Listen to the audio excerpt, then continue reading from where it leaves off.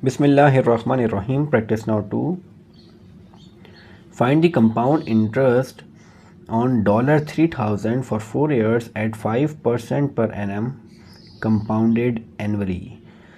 Practice now 2 हमारे पास compound interest के हवाले से the formula for the compound interest is it is the amount for the compound interest which is equals to the principal amount bracket 1 plus rate upon 100 into n, and n is the number of the years.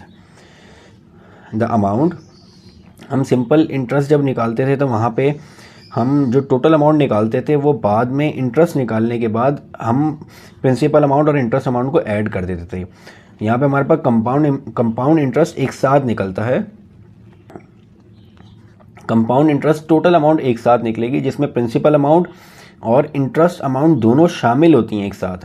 तो compound interest में जो amount निकल रही है इसमें आपके पास principal amount plus जो आपके पास प्रिंसिपल अमाउंट के साथ जो आपके पास इंटरेस्ट अमाउंट है वो भी शामिल है। तो आपके पास कंपाउंडेड इंटरेस्ट निकालने के लिए, कंपाउंड इंटरेस्ट की अमाउंट निकालने के लिए फॉर्मूला है principal amount bracket 1 plus rate upon 100 into whole power n, and n is for the number of the years. और अगर आपने कंपाउंड इंटरेस्ट निकालना है तो कंपाउंड इंटरेस्ट के लिए फिर आपको जो अमाउंट आपने निकाली है उसमें से आपको प्रिंसिपल अमाउंट माइनस करनी पड़ेगी, then you will get the compound interest amount. So question start करते हैं। Practice now 2.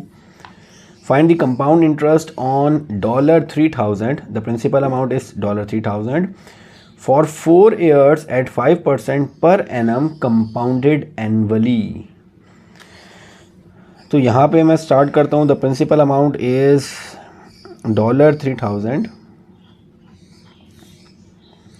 And the time period is 4 years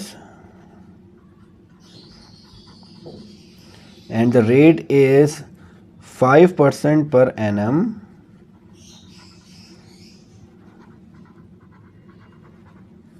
compounded annually. सो सबसे पहले मैं कंपाउंड इंटरेस्ट, मुझे यहाँ पे जो चीज़ फाइंड आउट करनी है वो है find the compound interest. Compound interest निकालना है तो that is compound interest. Compound interest निकालने के लिए पहले मुझे अमाउंट निकालनी पड़ेगी। तो amount is equals to principal amount 1 plus rate upon 100 into whole power n, n is the number of the year. So the principal amount is 3,000, 1 plus rate is 5% upon 100 and for 4 years, so the power will be 4, means that n will be 4. so इसको मैं solve कर लेता हूँ। इसको solve करूँगा तो 1 plus 5 upon 100 whole power 4 multiplied by 3,000, so it will be 3646.51 dollars. ये amount है तो इन डॉलर्स में आएगी। तो ये मेरे पास टोटल कंपाउंड इंटरेस्ट अमाउंट आ गई। मुझे जो बताना है वो कंपाउंड इंटरेस्ट बताना है। टोटल ये आपके पास टोटल अमाउंट आ रही है जिसमें कंपाउंड इंटरेस्ट और प्रिंसिपल अमाउंट दोनों शामिल हैं। अब मुझे कंपाउंड इंटरेस्ट निकालना है तो कंपाउंड इंटरेस्ट निकालने के लिए मुझे अमाउंट में से प्रिंसिपल अमाउंट को माइनस करना पड़ेगा। अमाउंट आ रही है $3646.51 minus the principal amount which is $3,000, so it will be $464.51 the compound interest। तो यहाँ पे मैं लिख देता हूँ, आंसर लिख देता हूँ, find the compound interest. So the compound interest will be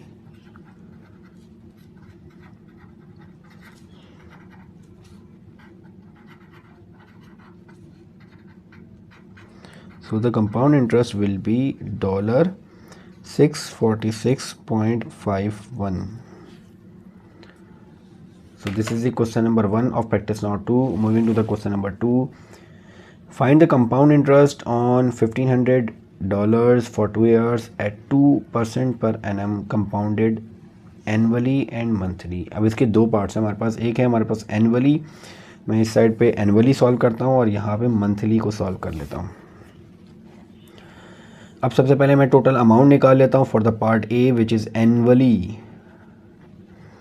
annually के लिए मैं अगर टोटल अमाउंट निकालूं तो the formula is principal amount into 1 plus the rate upon 100 and n is the number of the years. अब यहाँ पे जो मैं अमाउंट निकालूंगा which will be equal to the principal amount is 1500। 1 plus rate will be 2% per annum. Rate हमारे पास 2% per annum given है, तो rate हमारे पास 2% अपॉन 100 इंटू एन हमारे पास 2 ईयर्स है। तो हमारे पास आपके पास अमाउंट आ जाएगी 1500 1/50 होल पावर 2। सो इसको मैं सॉल्व कर लेता हूँ। 1500 multiply by 1 plus 2/100 whole power 2। So it will be 1560। The total amount will be $1560.6। अब मुझे यहाँ पे जो चीज़ फाइंड आउट करनी है वो कंपाउंड इंटरेस्ट है। तो अब कंपाउंड इंटरेस्ट निकालने के लिए टोटल अमाउंट में से प्रिंसिपल अमाउंट को माइनस कर देते हैं। $1560.6 minus 1500। So the compound interest will be $60.6।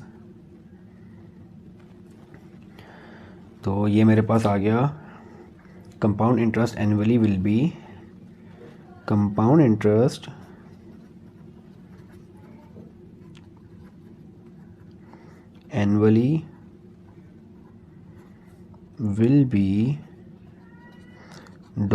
$60.6। अब इसी का दूसरा पार्ट है बी पार्ट, उसमें मुझे मंथली के लिए सॉल्व करना है। मंथली, अब मुझे मंथली कंपाउंड इंटरेस्ट बताना है कि कंपाउंड इंटरेस्ट मंथली कितना आएगा। तो मंथली मेरे पास फॉर्मूला वही है। टोटल पहले मैं अमाउंट निकालूंगा और फिर मंथली में इसको कन्वर्ट करूँ। फिर पहले अमाउंट निकालूंगा, फिर इसको अमाउंट से हम कंपाउंड इंटरेस्ट निकालेंगे। अब यहाँ पे हमारे पास मंथली गिवन है, मंथली हमने निकालना है। तो हमारे पास A amount is equal to principal amount which is 1500 1 plus rate जो गिवन है वो पर एनम के हिसाब से गिवन है। पहले पार्ट में हमने एनुअली निकालना था और रेट भी पर एनम के हिसाब से गिवन था, तो हमने एज इट इज़ 2 पुट कर दिया था रेट में। अब यहाँ पे हमारे पास रेट गिवन है, रेट हमारे पास गिवन है पर एनम और हमें निकालना है मंथली। तो मुझे इस एनम को, इस रेट को मंथली में कन्वर्ट करना है मंथली के हिसाब से। तो हमारे पास अगर मैं एक एनम एक ईयर में 12 मंथ, तो इसको अगर मैं एक मंथ का निकालूं तो it means that 12% 2 divide by, हमारे पास रेट 2 है तो 2 divided by 12, rate 2 divide by 12 upon 100 and whole power n हमारे पास है, हमारे पास n जो गिवन है वो फॉर 2 ईयर्स है। जो कंपाउंड इंटरेस्ट है वो 2 ईयर्स पे लग रहा है। तो 2 ईयर्स को भी मैं मंथली में कन्वर्ट करूंगा तो 2 ईयर्स मंथली हमारे पास आ जाएंगे। 1 year 12 months and 2 year will be 24 months. तो डाटा मुझे यहाँ पे मंथली में पुट करना है। रेट को भी मैंने मंथ में कन्वर्ट कर दिया और नंबर ऑफ ईयर्स n को भी मंथ में कन्वर्ट कर दिया। So it will be now a is equals to, ये आ जाएगा 1500 इंटू 1 प्लस 2 6 12 1/6 अपॉन 100 इंटू 24। तो ये आ जाएगा हमारे पास 24। इसको कैलकुलेटर में सॉल्व कर लेता हूँ मैं।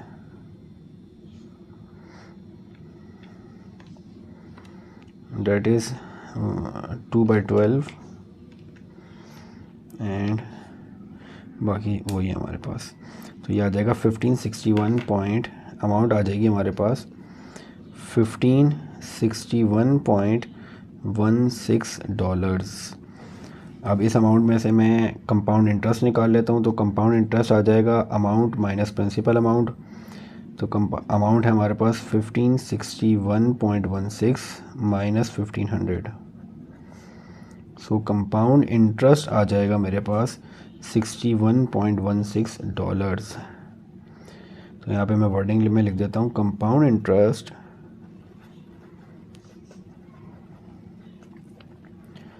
Monthly will be $61.16. So this is the practice now 2, question number 1 and 2. Moving to question number 3 of this practice now. In this question they are saying that Miss Lee places $4,000 in a bank as a fixed deposit for 2 years. Bank में fix deposit के लिए 4,000 रुपये रखवाए गए। अच्छा, यहाँ से मैंने कुछ क्वेश्चन आगे पीछे कर दिया था, यहाँ से मैंने एक लाइन लिखी नहीं थी। The bank offers an interest of compound yearly. Bank उन पैसों पे आपके पास जो इंटरेस्ट है वो कंपाउंडेड ईयरली लगा रहा है। At the end of 2 years, time period 2 years है, she receive a total of 4,000 रखवाए गए थे और 4,000 रखवाने के 2 साल के बाद उसके ऊपर कंपाउंड इंटरेस्ट लगने के बाद वो जो अमाउंट रिसीव उन्होंने की वो 4,243.60 है। आपने इंटरेस्ट रेट बताना है कि इंटरेस्ट रेट क्या होगा। तो प्रिंसिपल अमाउंट जो यहाँ पे हमें गिवन थी, जो डिपॉजिट कराई गई फिक्स डिपॉजिट में, वो 4,000 रुपीज़ थी। और after the time period of 2 years compound interest लगने के बाद जो उन्होंने अमाउंट रिसीव की वो उनके पास थी $4243.60 2 years के बाद। अब हमें ये बताना है कि इसके ऊपर इंटरेस्ट रेट क्या लगा है और ये कंपाउंडेड इंटरेस्ट है। तो स्टार्ट करते हैं। The formula for the compounded interest is amount into principal amount multiply by 1 plus rate upon 100 into whole power n। n is the number of the years. So amount जो आ रही है वो यहाँ पे हमारे पास आ रही है 4243.60 and the principal amount is 4,000। 1 plus rate हमने फाइंड आउट करना है अपॉन 100, होल पावर 2 years के लिए है तो पावर 2 आ जाएगी।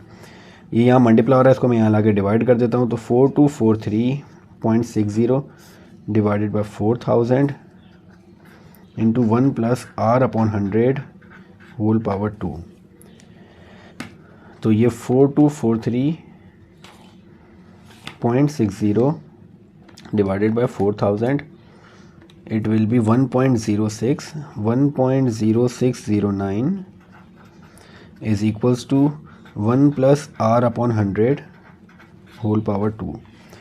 अब r फाइंड आउट करने तो स्क्वायर यहाँ से ख़त्म करना पड़ेगा। स्क्वायर ख़त्म करने के लिए दोनों साइड पे हम स्क्वायर रूट ले लेते हैं। यहाँ स्क्वायर से स्क्वायर रूट कैंसिल आउट हो जाएगा और यहाँ पे मैं इसका स्क्वायर रूट ले लेता हूँ। तो square root of the value is, ये आ जाएगा मेरे पास 1.03। 1.03 is equals to 1 plus r upon 100। r की मुझे वैल्यू फाइंड आउट करनी है, 1 को मैं वहाँ मूव कर देता हूँ। तो 1.03 is equal minus 1 is equals to r upon 100. So 1.03 minus 1 will be 0.03 is equals to r upon 100.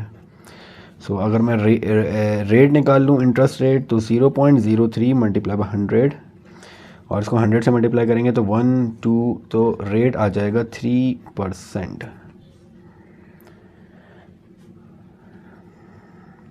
तो इसका आंसर आ जाएगा the interest rate will be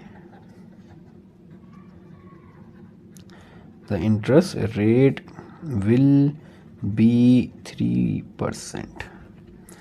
So this is the question number 3 of practice now 2. So practice now 2 के तीनों question हमारे पास यहाँ complete हो गए। इंशाल्लाह in the next video we will start the next question. अस्सलामु अलैकुम।